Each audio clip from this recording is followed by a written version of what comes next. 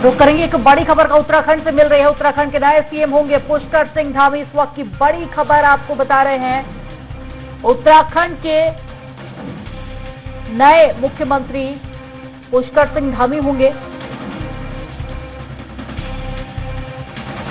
तो एक बड़ी खबर आपको बता रहे हैं। कल मुख्यमंत्री तीरथ सिंह रावत ने अपने पद से इस्तीफा दे दिया था, जिसके बाद आज बैठक रखी गई थी, जिसमें डी पुरंदेश्वरी भी शामिल हुई थी और इसी बैठक में ये फैसला लिया गया है। हालांकि नाम और भी कई सारे सामने आ रहे थे जिन पर मोहर लग सकती थी, लेकिन आखिरकार अब जो नए सीएम होंगे वो पुष्कर सिंह धामी होंगे।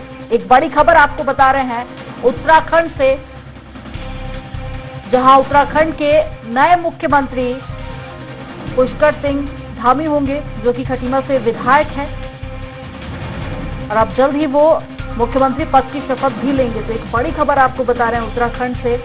और कल रात को ही तीरथ सिंह रावत ने अपने पद से इस्तीफा दिया था, जिसके बाद कई सारे नामों को लेकर विचार विमर्श भी किया जा रहा था और सियासत अपने पूरे चरम पर थी कि आखिर वो कौन सा चेहरा होगा जिसके चेहरे पर विधानसभा चुनाव लड़ा जाएगा। और आखिरकार अब उस नाम पर मोहर लग ही गया है, जो उत्तराखंड के अगले सीएम होंगे। उत्तराखंड के नए सीएम पुष्कर सिंह धामी होंगे।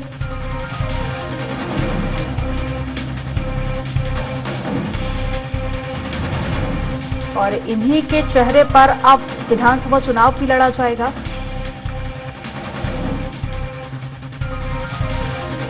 और खटीमा से ये विधायक हैं, जिसके बाद अब सीएम पद के लिए भी इन्हीं के नाम पर मोहर लगी है। हालांकि बैठक आज रखी गई थी और उसी बैठक में ये फैसला लिया गया था। कई सारे विधायक उसमें शामिल हुए थे, डी पुरंदेश्वरी भी उसमें शामिल हुई थी।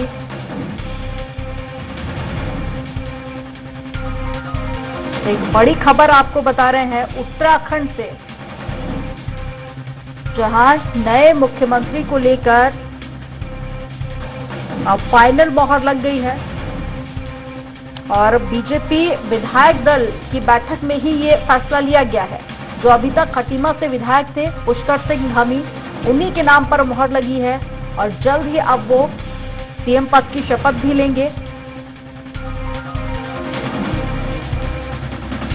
हालांकि इससे पहले तीरथ सिंह रावत को मुख्यमंत्री बनाया गया था और उनको उपचुनाव लड़ना था, पर पार्टी ने ये कहा कि संविधान में जैसा कि जिक्र किया गया है कि 6 महीने के अंदर उपचुनाव जीतना होता है, तो वहीं चुनाव आयोग ने चुनाव को लेकर मना कर दिया था, क्योंकि विधानसभा चुनाव में अभी 1 साल से भी कम का वक्त बचा है और ऐसे में ही किसी भी संवैधानिक पद पर तीरथ सिंह रावत नहीं थे, जिसके चलते उनको इस्तीफा देना पड़ा। आखिरकार अंदरूनी तौर पे अगर हम बात करें तो ये भी कहा जा रहा था कि पार्टी नहीं चाह रही थी कि तीरथ सिंह रावत के चेहरे पर विधानसभा चुनाव लड़ा जाए और साथ ही पार्टी को एक तेज तर्रार सीएम की जरूरत है, जिनके नेतृत्व में विधानसभा चुनाव लड़ा जाएगा।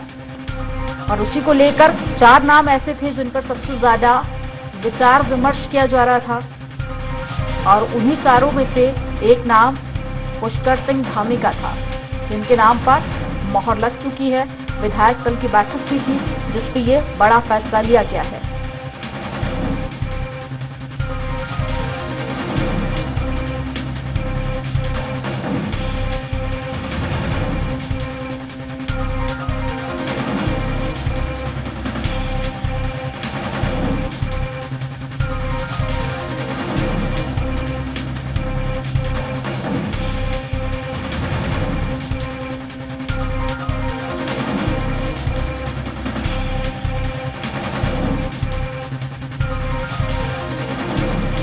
हालांकि इससे पहले कई सारे नाम ऐसे थे जिन पर विचार विमर्श किया जा रहा था। तस्वीर आपको दिखा रहे हैं, यही अब उत्तराखंड के नए मुख्यमंत्री होंगे।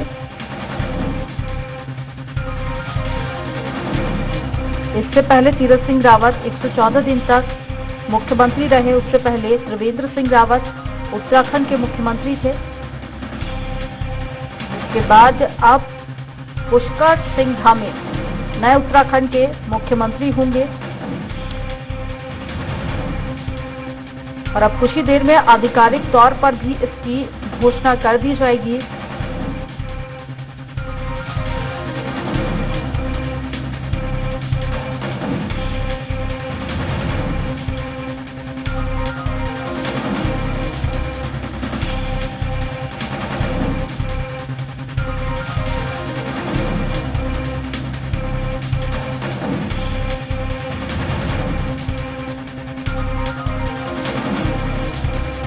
और इसी पर ज्यादा जानकारी के लिए वरिष्ठ संवाददाता महेश नोटियाल जी हमारे साथ में जुड़ गया है। नोटियाल जी, काफी बेसब्री से जो इंतजार था वो लगभग खत्म होता हुआ दिखाई दे रहा है। पुष्कर सिंह धामी, इनके नाम पर मोहर लग चुकी है मुख्यमंत्री को लेकर, क्या कुछ ज्यादा जानकारी मिल पा रही है?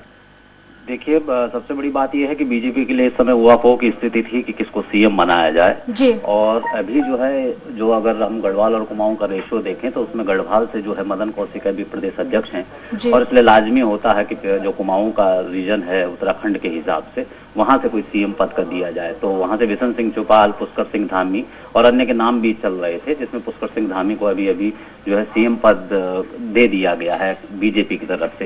लेकिन सबसे बड़ी बात यह है कि इससे कहीं ना कहीं बीजेपी की एक छवि को धक्का सा लगा है कि 5 साल में 3 सीएम बदलना और 100 दिन बाद ही एक और सीएम को बदल देना, ये बीजेपी के लिए कहीं ना कहीं अगले चुनाव के लिए कुछ न कुछ गड़बड़ी का संकेत जरूर देता है। जहां तक पुष्कर सिंह धामी का सवाल है तो पुष्कर सिंह धामी एक नौजवान नेता हैं बीजेपी में।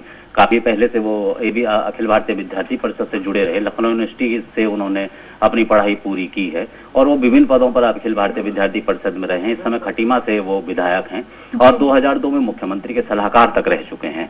अनुभवी तो हैं, लेकिन थोड़ा सा जो हम ये कहें कि उत्तराखंड में जो राजनीति है उसमें विधायकों को एक साथ रखना उनके लिए थोड़ा सा मुश्किल हो सकता है, क्योंकि वो उम्र में भी छोटे हैं। उनसे बड़े बड़े नेता जो हैं, कैबिनेट मंत्री हैं, जिनमें सतपाल महाराज हैं, धन सिंह रावत हैं, त्रिवेंद्र सिंह रावत हैं, उनको कैसे वो मैनेज कर पाएंगे, ये सबसे बड़ा सवाल इस समय खड़ा होता है।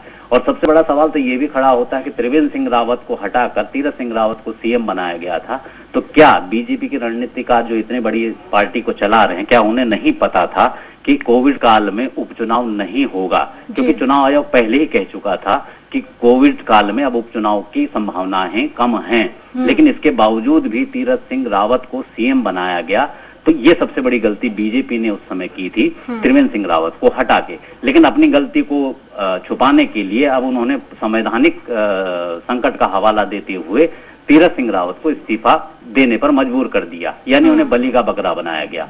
सबको पता था कि साल भर से पहले चुनाव होना है, मार्च में चुनाव होना है, तो उससे पहले उपचुनाव की स्थिति बन ही नहीं सकती है। एक सीट जो अभी सल्ट विधान उपचुनाव हुआ था उसमें तीरथ सिंह रावत को चुनाव लड़ाया जा सकता था, लेकिन बीजेपी ने ऐसा नहीं किया। ये उनकी किस सोच का परिणाम है ये मैं नहीं कह सकता, लेकिन फिर भी बीजेपी के लिए एक इसको कह सकते हैं कि चुनाव में जाने से पहले जो उनका एक जो फीडबैक है वो कहीं ना कहीं गलत था। गंगोत्री उपचुनाव होना था, लेकिन गंगोत्री उपचुनाव संवैधानिक बाध्यता की उन्होंने बात कहकर इस चीज को अपने पाले से चुनाव आयोग के पाले में डाल दिया, जिससे ये कहा जा सके जनता में कि संवैधानिक बाध्यता होने के नाते हमने तीरथ सिंह रावत को हटा दिया है। अब जबकि पुष्कर सिंह धामी को जो है सीएम पद दे दिया गया है, तो अब ये देखना होगा कि जो गुटबाजी जो बीजेपी में अभी तक चल रही थी वो कितनी थमती है और आने वाले दिनों में बीजेपी में और क्या उठापटक हो सकती है। लेकिन नौटियाल जी, ये भी कहा जा रहा था कि पार्टी चाहती है किसी तेज तर्रार नेता के चेहरे पर विधानसभा चुनाव लड़ा जाए, तो क्या अब ये मान लिया जाए कि पुष्कर सिंह धामी ही वो चेहरा होंगे जिनके चेहरे पर आने वाला विधानसभा चुनाव लड़ा जाएगा उत्तराखंड का? देखिए, जो मुझे लगता है इस समय की जो बात मैं कह रहा हूं, जो वर्तमान परिस्थिति है उसके अनुसार नौजवान पीढ़ी को आगे लाने का एक मकसद हो सकता है। जनता के सामने ये कहा जा सकता है कि हम जो है युवाओं के साथ हैं और एक युवा चेहरे को हम लोग सीएम पद दिया हुआ है। कई नाम थे, धन सिंह रावत भी एक नाम थे जो कि बहुत अच्छे तरह से काम कर रहे थे, पिछली बार भी उनका नाम चला था। पिछली बार पुष्कर सिंह धामी का नाम डिप्टी सीएम के लिए आया था, लेकिन इस बार उनको सीएम बना दिया गया। लेकिन यही मैं आपसे बार बार कह रहा हूं कि अब आने वाले चुनाव में पुष्कर सिंह धामी अपना जादू चला पाएंगे ये कह नहीं सकते हैं, क्योंकि इतना अनुभव उनके पास नहीं है कि वो पूरी पार्टी को लेकर साथ में चल सके। मदन कौशिक को प्रदेश अध्यक्ष बनाया गया, वो तजुर्बेकार हैं, काफी वरिष्ठ हैं, तो हो सकता है कि उनके हिसाब से ही पुष्कर सिंह धामी को चलना पड़े। और जितने भी वरिष्ठ नेता हैं बीजेपी के या कांग्रेस से जो बीजेपी में शामिल हुए थे, जैसे सतपाल महाराज हैं, हरक सिंह रावत हैं, इन लोगों को साथ में लेके चलना पुष्कर सिंह धामी के लिए बड़ा मुश्किल हो सकता है। नौटियाल जी, आप उत्तराखंड की राजनीतिक समीकरण को बहुत बेहतर समझते हैं। मैं आपसे ये भी समझना चाहूंगी कि जो ब्राह्मणों की नाराजगी की बात बार बार कही जा रही थी और कहा जा रहा था कि बीजेपी के सामने एक बड़ी चुनौती है, क्या वो अब दूर होती हुई दिखाई दे रही है? देखिए, ब्राह्मणों की जहां तक बात है तो उत्तराखंड ठाकुर बाहुल्य क्षेत्र है। आप अगर देखेंगे तो अभी तक तीरथ सिंह रावत, हरक सिंह रावत, आपके त्रिवेंद्र सिंह रावत जो है इस समय करीबन 8 या 9 रावत जो है विधायक बने हुए हैं, और इसके अलावा और भी ठाकुर हैं। ब्राह्मणों का प्रतिनिधित्व कम है।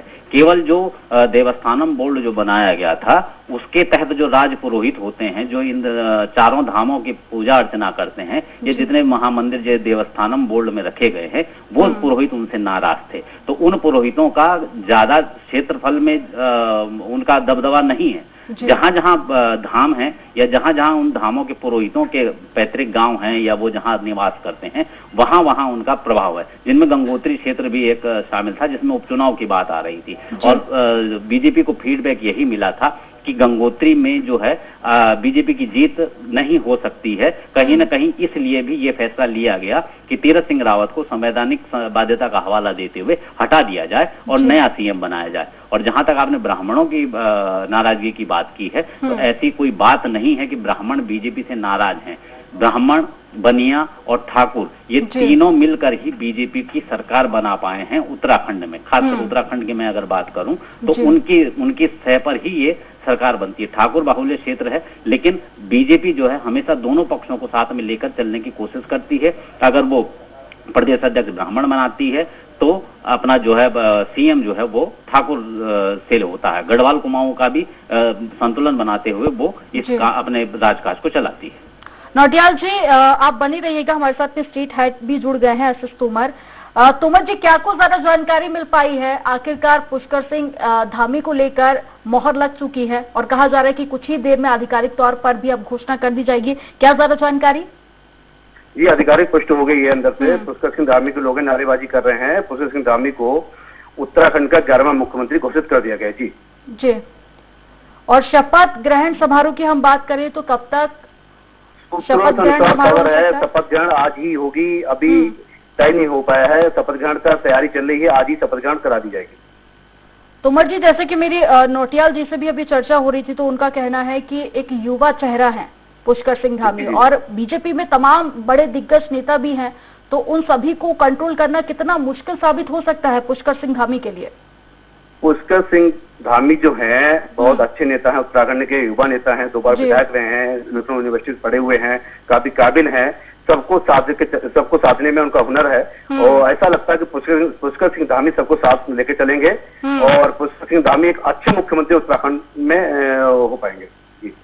लेकिन तोमर जी, जैसे कि हाल ही में हमने देखा कि जब जांच की बात कही जा रही थी एक मुद्दे को लेकर, उस वक्त जो उत्तराखंड के पूर्व मुख्यमंत्री हैं और जो तीरथ सिंह रावत है, उनमें भी अनबन की स्थिति दिखाई दी थी। तो तमाम दिग्गज नेता ऐसे हैं जिनमें नाराजगी की बात वक्त वक्त पर सामने आती रही है। और आपको याद होगा कि जब त्रिवेंद्र सिंह रावत मुख्यमंत्री थे, उस वक्त भी मंत्रियों में नाराजगी की बात कही गई थी। तो कहीं ना कहीं गुटबाजी की बात हमेशा से ही सामने आती रही है। तो क्या वो नाराजगी और गुटबाजी की जो समस्या हमेशा से ही रही है, उसका समाधान अब हो पाएगा? देखिए, उत्तराखंड काफी छोटा प्रदेश है, इसमें हमेशा कुमाऊं, गढ़वाल, ठाकुर, पंडित, बनिया सब चलता रहता है ना। ये सब चीजें चलती रहती हैं, अपने अपने टाइम पे चलते रहते हैं। लेकिन मुझे ऐसा लगता है पुष्कर सिंह धामी सबको लेके चलेंगे और उत्तराखंड के एक अच्छे मुख्यमंत्री के तौर पे काम करेंगे। तो तोमर जी, ये मान लिया जाए कि जो अगले साल विधानसभा चुनाव होने वाले हैं वो पुष्कर सिंह धामी के चेहरे पर ही लड़ा जाएगा? जाहिर सी बात है, जब मुख्यमंत्री होंगे तो इन्हीं के उससे उत्तराखंड बीजेपी चुनाव लड़ेगी। महेश जी, मैं आपसे जानना चाहूंगी कि एक तरफ बीजेपी को लेकर जो माहौल है देश भर में, वो उससे हम सभी वाकिफ हैं कि केंद्र सरकार हो या राज्य सरकार हो, नाराजगी लोगों में है। दूसरी तरफ आपने जिक्र किया कि एक ही कार्यकाल में 3 बार मुख्यमंत्री का बदल देना, उसके बाद में कई बार हमने देखा कि जनहित कार्य को लेकर भी काफी हद तक प्रभाव पड़ा है। तो आने वाला जो विधानसभा चुनाव है बीजेपी के लिए कितनी बड़ी चुनौती साबित हो सकता है? देखिए, अभी चुनाव होने में तो टाइम है, 7-8 महीने का समय है। इन 7-8 महीने में बीजेपी अपने इन जो मुख्यमंत्री, नए मुख्यमंत्री हैं, अपनी पार्टी की वजह से जो भी विकास के कार्य है अगर वो करती है तो जनता के पीछे एक अच्छा सा मैसेज जा सकता है कि युवा नेता आया है। और खासकर युवाओं के लिए, क्योंकि बेरोजगारी वहां सबसे बड़ी समस्या है, और अगर वो बेरोजगारी को दूर करने के लिए कुछ कदम उठाती हैं तो हो सकता है कि बीजेपी को युवाओं का साथ मिल जाए। अभी जब तीरथ सिंह रावत ने इस्तीफा दिया था तो उन्होंने अपनी एक प्रेस कॉन्फ्रेंस की थी इस्तीफा देने से पहले कि हमने युवाओं के लिए रोजगार करीबन 20,000 से ज्यादा रोजगारों की ऐलान किया था कि ये पद भरे जा रहे हैं। तो हो सकता है कि वो इसी दिशा में बीजेपी ने कदम उठाया हो कि युवाओं को अपने साथ जोड़ा जाए, और उन युवाओं को जोड़ने के साथ साथ अब पुष्कर सिंह धामी जैसे नए युवा चेहरे को लाकर ये जताने की कोशिश की है कि हम युवाओं के साथ हैं और युवाओं के लिए हर कोशिश की जाएगी ताकि उनको रोजगार मिला जा सके, पलायन उनका कम किया जा सके, जिससे कि उत्तराखंड में एक जो पहाड़ और पानी और जवानी है वो उत्तराखंड के काम आ सके। महेश जी, जैसे कि आपने जिक्र किया कि बेरोजगारी एक बड़ा मुद्दा रहा है, 3 साल से ज्यादा का समय बीत चुका है और अभी तक बेरोजगारी जो है समस्या का निराकरण नहीं हो पाया, और अभी जिस तरह के हालात हैं देश में, ऐसे में कहना ये काफी ज्यादा मुश्किल है कि इन कुछ महीनों में बेरोजगारी की समस्या का समाधान हो पाएगा। तो क्या इसका फायदा जो बाकी की पार्टियां हैं उनको मिल सकता है? क्योंकि अक्सर देखा गया है कि एक पार्टी की नाराजगी दूसरे को फायदा पहुंचाती है।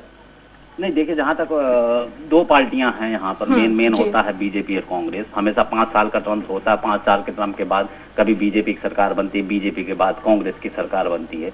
इस समय एक कांग्रेस के पास एक मुद्दा जरूर ये मुख्यमंत्री वाला आ गया है, लेकिन कांग्रेस के अंदर इतनी गुटबाजियां हैं कि उन गुटबाजियों के चलते वो अपना जो भी उनका मुद्दा होता है उसे पटल पर नहीं, जनता के सामने नहीं ले जा पाते हैं। ठीक है, हरीश रावत अलग चलते हैं, प्रीतम सिंह अलग चलते हैं। अभी कुछ दिन पहले जो है जो नेता प्रतिपक्ष इंदिरा हृदय थी, उनका एक अलग गुट था। वो उन 3-4 गुट कांग्रेस में हैं जो कि उनकी जो भावनाएं होती हैं जो जनता तक पहुंचनी चाहिए वो नहीं पहुंचा पाती। इसलिए ऐसा नहीं कहा जा सकता कि बीजेपी के ऊपर कांग्रेस हावी हो सकती है, क्योंकि कांग्रेस का भी वही गुटबाजी वाला जो चलता है सिलसिला वो अभी भी चल रहा है, और उसको चलते हुए देखते हुए नहीं लगता कि बीजेपी को कांग्रेस कहीं मात दे पाएगी। ठीक है, तो इसलिए कांग्रेस को भी संभल कर चलना और बीजेपी को भी संभल कर चलना है कि दोनों पार्टियों को अपने अपने जो मुद्दे हैं उन मुद्दों को लेकर जनता के पास साफ साफ करके जाना पड़ेगा, ताकि जनता किस पर भरोसा करे ये चुनाव में साबित हो सके। जी, तोमर जी, आपके पास में आऊंगी। जिस तरह से महेश जी ने यहाँ पर जिक्र किया कि अभी कांग्रेस भी एक मुख्य पार्टी है वहां पर, और ऐसा कहना काफी मुश्किल है कि बीजेपी से नाराजगी कांग्रेस को लाभ दे सकती है। आप क्या कुछ वहां पर अभी समीकरण देख पा रहे हैं? तोमर जी, मेरी आवाज आप तक पहुंच पा रही है? तोमर जी से संपर्क हमारा टूट गया है। महेश जी, आपके पास में ही आऊंगी कि जिस तरह से अभी चुनावी समीकरण बना हुआ है, जैसे कि आपने कहा कि कहना अभी मुश्किल है कि कांग्रेस को फायदा मिल सकता है, लेकिन क्या कुछ स्थिति आप देखते हैं? एक तरफ मुख्यमंत्री का बार बार परिवर्तित होना, दूसरी तरफ गुटबाजी की भी बार बार बातें सामने आना, मंत्रियों में नाराजगी है, बेरोजगारी का बड़ा मुद्दा है। ऐसे में पार्टी को संभालना और देश की स्थिति को सुधारना एक बड़ी चुनौती तो है ही, पर आने वाले दिनों में किस तरह की स्थिति आप देखते हैं उत्तराखंड की? जब 2000 में उत्तराखंड राज्य का गठन हुआ था उसके बाद से ही बीजेपी सीएम पद को प्रयोगशाला के तौर पर प्रयोग करती रही है। जब 2000 में जो अंतरिम सरकार बनी तो नित्यानंद स्वामी को सीएम बनाया गया था, लेकिन जब चुनाव की बारी आई तो भगत सिंह कोश्यारी को बागडोर सौंप दी गई। तो जैसे ही उन्होंने सीएम बदला था तो जब उसके बाद चुनाव हुआ था उसके बाद कांग्रेस को बहुमत मिला था और नारायण तिवारी ने पूरे 5 साल तक अपनी सरकार चलाई है। एनडी तिवारी एकमात्र सीएम हैं जिन्होंने उत्तराखंड में 5 साल तक सरकार चलाई। उसके बाद एनडी तिवारी के बाद जब चुनाव हुआ था उसके बाद फिर बीजेपी सत्ता में आई थी। उस समय भुवन चंद्र खंडूड़ी को सीएम पद बनाया गया था, लेकिन फिर गुटबाजी सामने आई थी। भुवन चंद्र खंडूड़ी को पद से हटा दिया गया और रमेश पोखरियाल निशंक को बागडोर संभाली गई थी। लेकिन ऐन चुनाव आने से पहले ही रमेश पोखरियाल निशंक को भी चलता कर दिया गया और भुवन चंद्र खंडूड़ी को फिर कमान दी गई और ये कहा गया कि उत्तराखंड में है जरूरी भुवन चंद्र खंडूड़ी, लेकिन वो नारा भी बीजेपी के काम नहीं आया और उसके बाद फिर कांग्रेस ने सरकार बनाई। कांग्रेस ने भी उस समय भी अपने यही काम किया था, उन्होंने जो है सीएम पद को बदला था। पहले विजय बहुगुणा को सीएम बनाया गया, लेकिन गुटबाजी के चलते फिर हरीश रावत को कमान दी गई। तो जब हरीश रावत सीएम थे उस समय कांग्रेस की गुटबाजी इतनी चरम पर पहुंच गई कि 11 विधायक जो है बीजेपी के पाले में चले गए थे और 24 दिन का राष्ट्रपति शासन उत्तराखंड में लगा था और कोर्ट के आदेश के बाद फिर हरीश रावत सरकार को बहाल किया गया था। लेकिन हरीश रावत के बाद जब हरीश रावत के नेतृत्व में चुनाव लड़ा गया तो उसके बाद जो है फिर बीजेपी की बहुमत की सरकार बनी थी और त्रिवेंद्र सिंह रावत को सीएम बनाया गया था। लेकिन अब इस परिस्थिति को देख लीजिए, आपकी मार्च में जो है तीरथ सिंह रावत को सीएम बनाया जाता है और ये इस समय जुलाई चल रहा है, यानी 100 दिन के बाद ही आप दूसरा मुख्यमंत्री अगर जनता के ऊपर थोप रहे हैं तो इससे बीजेपी को भी अनुमान है कि ये कहीं ना कहीं नकारात्मक छवि जनता के बीच में बीजेपी की बनाएगी। अब इस डैमेज कंट्रोल को कैसे बीजेपी आला कमान कंट्रोल कर पाता है, कैसे पुष्कर दिंगामी कंट्रोल कर पाते हैं, ये हमको आने वाले दिनों में दिखाई देगा उनके फैसलों के आधार पर। वाकई में महेश जी, आने वाले वक्त में ही स्थिति कुछ हद तक स्पष्ट हो पाएगी। तमाम जानकारी साझा करने के लिए बहुत शुक्रिया आपका। तो पुष्कर सिंह धामी नए मुख्यमंत्री होंगे, आधिकारिक तौर पर इसकी पुष्टि भी हो चुकी है और साथ ही आपको बता दें कि अब जल्द ही शपथ ग्रहण समारोह भी होगा। हालांकि बीजेपी के सामने, जैसा कि अभी नौटियाल जी बता रहे थे, कि एक बड़ी चुनौती जरूर है, क्योंकि एक तरफ दिग्गज नेता हैं जिनको कंट्रोल करना, दूसरी तरफ जो गुटबाजी की बातें हैं वो भी समय समय पर सामने आती रहती है और अब कुछ ही वक्त शेष बचा है जब विधानसभा इलेक्शन भी होना है और साथ ही जनता के बीच जो छवि है वो भी बार बार मुख्यमंत्री के बदलने को लेकर खराब हो रही है। और आज ही शपथ ग्रहण समारोह भी होगा जब पुष्कर सिंह धामी सीएम पद की शपथ लेंगे।